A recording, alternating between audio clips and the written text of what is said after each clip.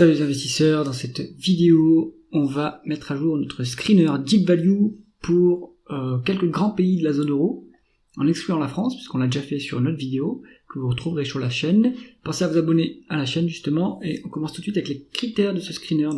Donc, j'ai pris 7 grands pays, on va dire, de la zone euro: Belgique, Grèce, Espagne, Italie, les Pays-Bas, Portugal, Espagne. Donc là vous avez la liste et voici les critères qu'on va se fixer pour cette évaluation. Donc on va se mettre sur des small cap minimum, pas micro cap, donc 100 millions d'euros minimum de market cap, un endettement maximum à 3 fois la dette nette sur EBITDA, et notre indicateur notre métrique de valorisation par rapport aux actifs tangibles à 0,5. C'est vraiment très faible, c'est-à-dire que l'entreprise est cotée à moins de 50% de ses capitaux propres. C'est potentiellement des entreprises sur lesquelles le marché a des énormes doutes, ou alors des entreprises qui ont eu des problèmes, mais pour se prémunir des pièges, on se met une entreprise qui a réussi à générer un profit sur les 12 derniers mois. Alors il faut évidemment aller voir s'il s'agit de profits réels, ou si ce sont des profits comptables et non durables, hein. Donc par exemple, on fait une session, on a un profit, mais en fait c'est de l'exceptionnel, donc ça on va en tenir en compte dans l'analyse. On y va tout de suite avec ce screener. Alors là, vous retrouvez la liste. Comme d'habitude, en fait, Coifin, donc je lui ai mis la liste des pays, mais comme il y a plusieurs places de cotation, il met tout en plusieurs parties. Donc, ce que j'ai fait, c'est que j'ai fait une watchlist ici. Et là, voici cette watchlist. Alors, comme d'habitude, on passe en revue les différentes colonnes. On a le ticker, le symbole de cotation de l'entreprise, le nom de l'entreprise, l'industrie dans laquelle elle opère, la capitalisation boursière en dollars US. On l'a pas en euros ici, mais c'est pas très différent. On a la croissance du chiffre d'affaires en rythme annualisé sur 5 ans pour lisser les effets de cycle éventuels. Alors 3 métriques de valorisation par rapport au flux, dans l'entreprise sur EBITDA, price earning et price free cash flow. La métrique de cherté par rapport aux actifs tangibles. Après, il faut aller voir évidemment sur chaque société de quoi sont constitués les actifs tangibles, ça va dépendre de l'industrie dans laquelle on opère. Le rendement des capitaux investis, le rendement des fonds propres. On a aussi l'endettement par rapport à la dette nette sur EBITDA au dernier trimestre publié, le rendement du dividende, le rendement de l'actionnaire et les bénéfices nets par rapport au free cash flow que je rajoute ici. Il faut comparer les free cash flow bénéfices nets pour savoir si le dividende est bien soutenable. Et on va se mettre d'ailleurs le payout ratio également. Alors, hop, donc voilà. Donc on va commencer avec la première société de cette liste qui s'appelle Danaos Corporation. Donc ici, je vous mets la société. On est sur un expert du shipping. Donc vous allez voir dans cette sélection, il y a pas mal de fret parce que c'est un secteur qui est vraiment en bas de cycle. Et le marché a beaucoup de doutes sur ce cycle et sur la durabilité du cycle. Mais jusqu'à présent, on a certains acteurs qui s'en sortent très bien, hein. On l'a vu sur la chaîne, on a Hog Autoliners qui marche très bien, Wallenius aussi, il y a aussi D'Amico International Shipping qui marche très bien. Donc c'est un secteur qui est structurellement très décoté, et peut-être à raison, mais à mon avis plutôt à tort, hein, vu qu'on a une énorme marge de sécurité. Allez, on commence tout de suite avec le premier dossier, du coup, Danaos, 1,3 milliard de market cap, 17,8% de croissance du chiffre d'affaires en rythme annualisé sur 5 ans, donc c'est quand même assez fort, hein. Donc il faut voir s'il y a la croissance externe là-dedans. Un multiple de valeur d'entreprise sur EBITDA qui est ridiculement bas, 2,2 fois, un price earning de 2,6. Alors les free cash flow négatifs, ça, il faut aller voir pourquoi. Est-ce qu'on a eu dépenses en capital ou est-ce qu'ils sont structurellement négatifs? Dans ce cas-là, s'ils sont structurellement négatifs, c'est pas bon. Mais si c'est une dépense en capital ponctuelle, pourquoi c'est pas très grave. On a 60% de décote par rapport aux actifs tangibles. Donc de quoi il s'agit? On peut imaginer que ce sont les bateaux. Est-ce qu'on peut maintenant les revendre au prix indiqué dans le bilan? Peut-être qu'il faut appliquer une décote, mais est-ce qu'il faut appliquer une aussi forte décote sur les actifs tangibles? Peut-être pas. On n'a pas de métrique pour le rendement des capitaux investis, c'est pas grave. On a le rendement des fonds propres qui est à 15,7%, avec pas beaucoup de dettes. Donc en final, c'est un rendement des fonds propres qui est obtenu quasiment sans levier. 4,9% de rendement du dividende, ça c'est bon. Et un rendement de l'actionnaire à 9%, donc en plus il y a des rachats d'actions. Toutefois, le dividende a été versé à crédit, puisque on avait des free cash flow négatifs. Donc, à voir, c'est pas très grave si c'est ponctuel, hein, mais si c'est durable, le dividende n'y sera pas à ce niveau-là par la suite. Donc, bon dossier du shipping, hein, Danaos Corporation, ça a l'air pas mal, hein. Vérifiez juste les free cash flow si vous êtes intéressé sur ce dossier. Ensuite, on a Caltagirone SPA. Alors, c'est une holding italienne, ils mettent Construction Materials, et en fait, la participation la plus importante, c'est Cementir Holding, qui est un cimentier italien, qui marchent assez bien, hein, comme Buzy, comme Vicat, comme le cimentier européen, même comme Lafarge, enfin comme Holcim, pardon maintenant, Edelberg, etc. Tout ça, ça marche très bien. 850 millions de dollars de market cap, on est sur 5,7% de croissance en rythme annualisé sous 5 ans, donc là il fallait voir est-ce qu'il y a un effet prix ou est-ce que c'est aussi en volume, je pense que c'est les deux, hein. On est à 5,5 fois en VE sur EBITDA, donc c'est pas très cher payé, un price earning de 5,7, un price of cash flow de 2,3, donc on génère énormément de cash, et on est vraiment décoté, on a 20% de décote sur l'actif tangible, sur les actifs tangibles. Donc, de quoi ils sont constitués? Donc ces actifs tangibles, vu que c'est une holding, ils vont être constitués des participations, hein, je pense. Donc il faut aller voir dans le bilan, évidemment, c'est pas rare d'avoir une décote sur les holdings, donc peut-être que ce niveau veut pas dire qu'on a vraiment une décote sur le dossier, il faut aller creuser de plus près par rapport à l'historique de ce multiple. On a vraiment un capital investi qui est à 5%, c'est pas fantastique, mais vraiment des fonds propres à 9%, et on a l'air d'être cash net sur la société, donc ça c'est pas mal. 3,9% de rendement du dividende, ça c'est très bon, enfin c'est bon. On a 13% de rendement de l'actionnaire, excellent, donc il y a des rachats d'actions en plus sur Caltagirone, 148 millions de bénéfices nets contre 372 de free cash flow, donc on a 2 fois plus de free cash flow que de bénéfices nets, ce qui nous donne un payout ratio qui est en réalité aux alentours de 38%. Donc on a tout à fait les moyens de cette rémunération de l'actionnaire. Pas mal, hein, Caltagirone. À la limite, je pense qu'il faut aller creuser la valeur de Cementir, et aussi la valorisation de Cementir. Je pense pas qu'il y ait des codes sur actifs tangibles pour Cementir, mais peut-être autant avoir la filiale en direct, qui sera à mon avis, en fonction, je pense que ça restera value, hein, il faut vérifier les multiples, mais on sera pas décoté sur capitaux propres tangibles, mais on sera peut-être décoté sur flux. Donc à creuser.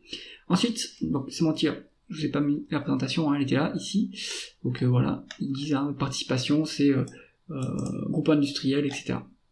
Avec Cementir, il y a d'autres participations, et aussi une activité d'édition, etc. À creuser de l'autre côté. Alors, on était sur Danhaus, on a fait. Ensuite, on est sur Global Ship Lease. Alors, j'ai l'impression que c'est une société plutôt britannique. Je sais pas pourquoi elle ressort dans ce screener. Elle est cotée au NYSE, donc à New York. Alors, on est sur, pareil, sur du fret maritime, secteur en bas de cycle. On est sur 680 millions de dollars de market cap, une grosse small cap, 22% de croissance du chiffre d'affaires en rythme annualisé sur 5 ans, donc excellent, on a profité du cycle haussier sur le shipping, 2,6 en VE sur EBITDA, c'est pas cher payé, 2 en price earning, c'est pas du tout cher payé, 3,6 en price of cash flow, vraiment pas cher, et 50% de décote. Donc, toujours pareil, allez voir dans le bilan de quoi sont constitués ces actifs tangibles, c'est probablement des navires, est-ce que ces navires il faut appliquer une décote si on cherche à les revendre ou pas. Est-ce qu'on va pouvoir les vendre à la valeur du bilan? Je suis pas sûr, mais est-ce que ça mérite d'avoir 50% de décote? Peut-être pas. 18% de rendement des capitaux investis, c'est excellent. 27% des rendements des fonds propres avec un peu de levier. Donc il vaut mieux se focus sur le rendement des capitaux investis pour pas être trop biaisé. Ce niveau est quand même très bon. 9% de rendement du dividende, ça c'est très bon. 10,7% de rendement de l'actionnaire, donc il y a un peu de rachat d'actions également. Les free cash flow qui sont moitié moindres que les bénéfices nets, mais bon, ça nous donne un payout ratio à 40%, donc ça reste soutenable à ce niveau-là.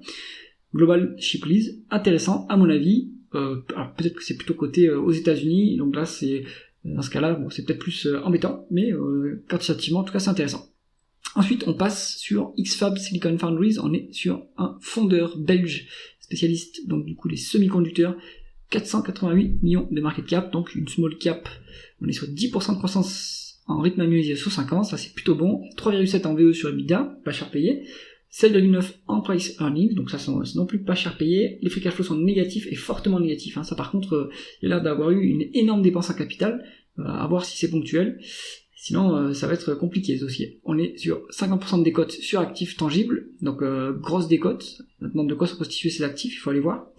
4,5% de rendement des capitaux investis, c'est médiocre. Hein. C'est rendement des fonds propres, pas 6,2, pareil, c'est médiocre, et il y a un peu de dette en plus, 1,2 fois la dette nette sur EBITDA. Je pense que c'est un dossier compliqué. On a beaucoup de dépenses en capital, et du coup les free cash flows sont bas. Peut-être que c'est ponctuel, ça je sais pas, mais la rentabilité est faible hein, sur ce dossier, donc je comprends pourquoi le marché met une décote sur l'action. Ensuite, alors ça c'était XFAB, hein, ici, vous voyez, hein, ils font des semi-conducteurs pour ils font des semi-conducteurs. Donc ça a l'air d'être des wafers, là c'est le socle sur lequel on grave les semi-conducteurs.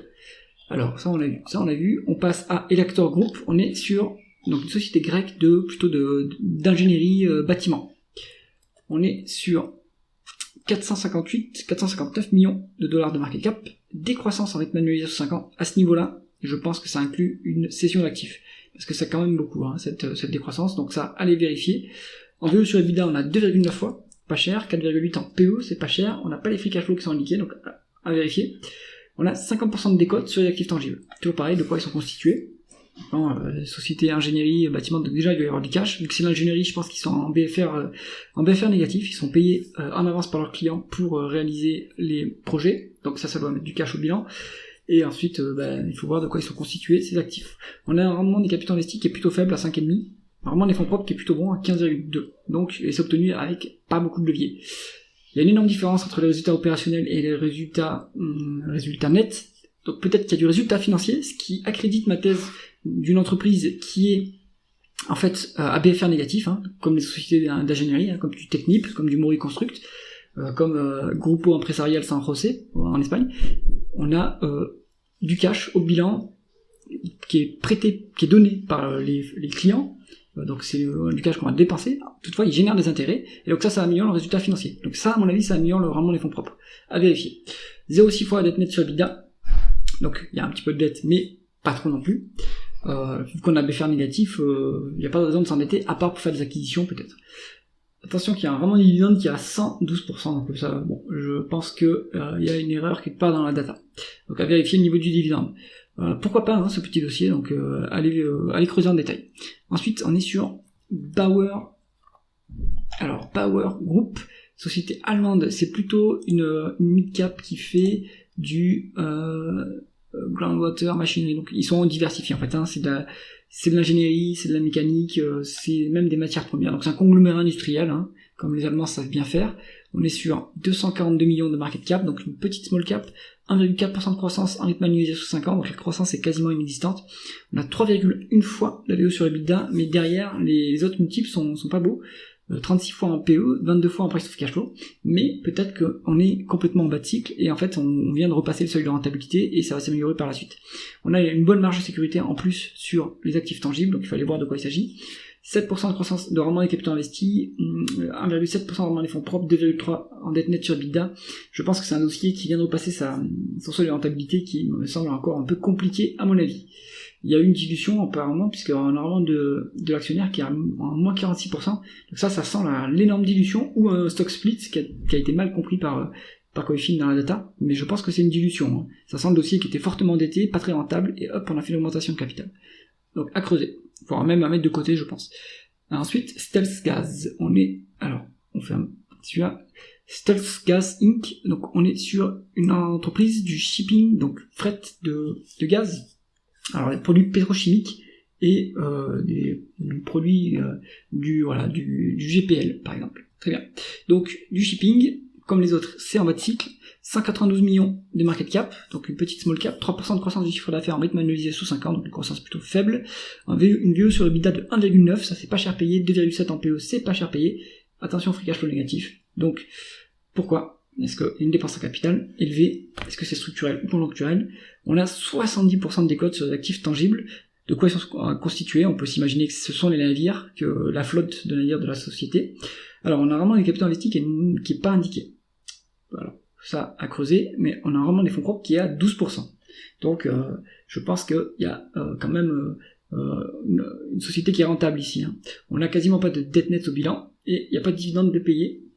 Donc intéressant, hein. À mon avis, petit acteur de niche. Alors c'est du transport de GPL. C'est ce que fait Ruby en fait. Hein. Ruby, ils transportent aussi, ils ont des navires qui transportent des produits pétroliers et gaziers. Donc c'est un peu leur activité également. Et là, on a vraiment une énorme décote, hein, sur les actifs tangibles. Donc ça peut être intéressant à les creuser. Ensuite, on est sur HNR. C'est une société chimique, donc allemande. La chimie, c'est compliqué, hein, quand même en Europe. On est très fortement dépendant du prix de l'énergie. Et en ce moment, le prix de l'énergie est très élevé, surtout en Allemagne qui n'a plus accès au gaz russe. On est sur une petite small cap, 148 millions de market cap, 4% de croissance du chiffre d'affaires en rythme annualisé sur 5 ans, 3,3 fois la VE sur EBITDA, mais attention, les price earnings sont très faibles à 24,4, donc ça me semble indiquer une dépense non cash, hein, donc il y a dû avoir une dépréciation, ou en tout cas il y a eu de l'exceptionnel sur la société pour que les bénéfices nets soient bien plus bas que les free cash flow.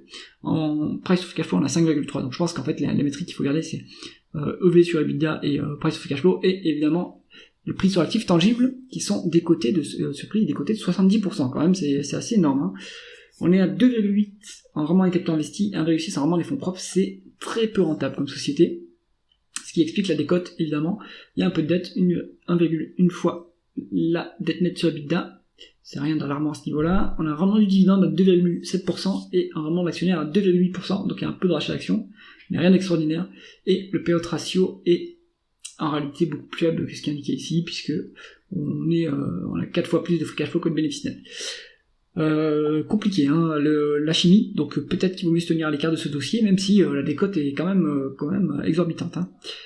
Dynagaz, on est sur, alors on va fermer ça, hop, on est sur une société qui fait du transport de LNG, donc de gaz naturel liquéfié. Il n'y a pas à confondre avec le gaz de pétrole liquéfié, le GPL, hein. C'est un autre produit pétrolier. Là, c'est plutôt du gaz qu'on transporte. On va dire que c'est, j'allais dire comme du GTT, mais pas vraiment GTT, ils fabriquent les membranes pour les navires. Alors que ici, c'est une société qui opère les navires de gaz naturel liquéfié. Donc, comme les autres, on est très décoté, puisqu'on est sur le secteur du shipping, le marché est méfiant sur le fret maritime. 127 millions de market cap, petite small cap, 3,6% de croissance du chiffre d'affaires en rythme annualisé sur 5 ans, donc là, la croissance est plutôt faible. On a 4,6 en VE sur EBITDA, c'est pas cher payé, 2,5 en price earning, c'est pas cher payé, et 1,4 en price to free cash flow, c'est vraiment pas cher payé.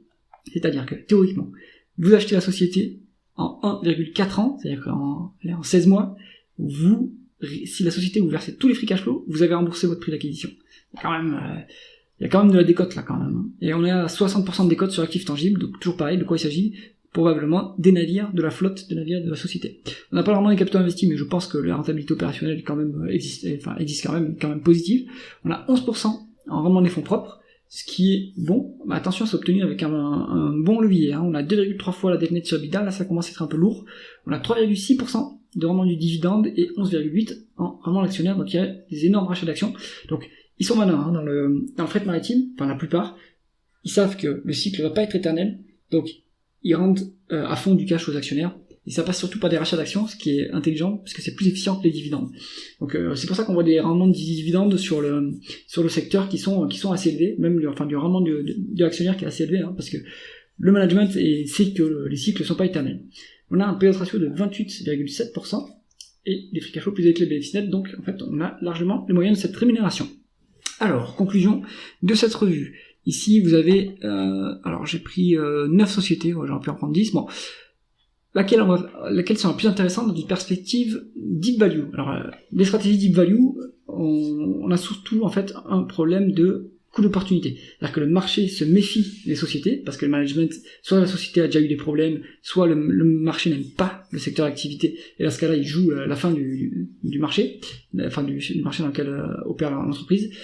Donc, le principal risque, c'est un coût d'opportunité, à avoir une action qui va pas forcément descendre beaucoup plus bas, hein, puisque les décotes sont quand même assez énormes, mais le prix ne se revalorise jamais. Donc, si vous avez bien ça en tête, qu'est-ce qu'on pourrait prendre dans cette sélection? Danaos, c'est pas mal. Danaos, alors c'est, on a vu, hein, c'est société grecque, hein. Mais je crois qu'elle est cotée aux US en Allemagne, à vérifier. Donc, bonne rentabilité, bonne décote sur flux et sur stock, bon rendement à l'actionnaire, pas trop de dettes, c'est pas trop risqué, free cash flow négatif, ça par contre point d'attention à vérifier si ça se perpétue ou pas, mais bon dossier à mon avis.